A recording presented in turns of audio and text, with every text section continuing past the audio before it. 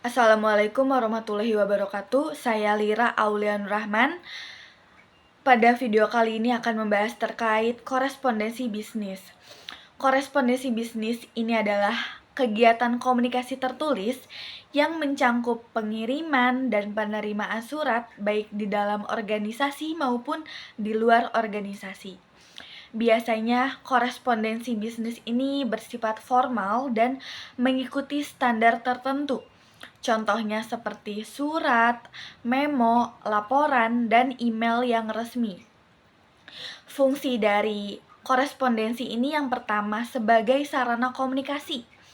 Jadi surat korespondensi ini dibuat untuk menyampaikan pesan, penolakan atau perintah dari perusahaan satu kepada perusahaan lainnya. Maka penting sekali dalam penulisan surat korespondensi ini untuk memperhatikan cara penulisannya, bahasa yang digunakannya, agar komunikasi tersebut atau pesan tersebut dapat tersampaikan dengan jelas.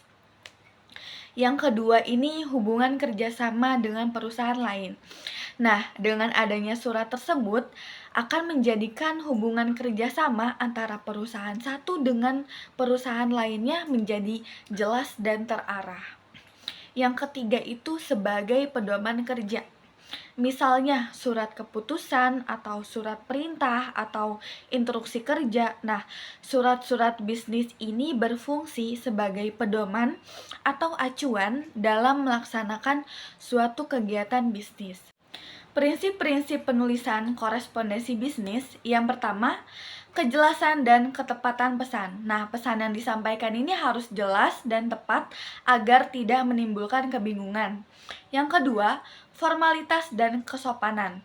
Kita dalam menulis surat itu harus menggunakan bahasa yang formal dan sopan agar menciptakan kesan yang profesional dalam surat korespondensi. Yang ketiga, menggunakan struktur yang baik seperti pembukaan, isi, penutup, karena dengan struktur yang logis agar dapat mudah dipahami oleh penerimanya. Selanjutnya pada surat resmi, ini ada bagian-bagiannya. Yang pertama itu ada kepala surat atau kop surat. Yang kedua itu tanggal surat. Yang ketiga nomor, lampiran atau hal atau perihal.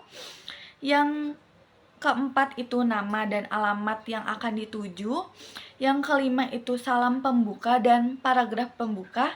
Yang keenam isi surat tersebut. Yang ketujuh salam penutup dan paragraf penutup. Yang kedelapan tanda tangan dan nama yang jelas serta dicantumkan jabatannya. Yang terakhir itu ada tanda tangan dan nama pengirim surat tersebut. Kesimpulan yang dapat diambil yaitu korespondensi bisnis memiliki peran yang sangat penting dalam menyampaikan informasi, gagasan, dan permintaan yang mendukung aktivitas bisnis. Fungsi utamanya yaitu menjaga komunikasi yang efektif antara pihak internal dan pihak eksternal sebagai sistem pengarsipan yang penting untuk audit dan evaluasi. Korespondensi juga mencangkup identitas pengirim dan penerima, isi yang jelas, serta penggunaan media yang tepat.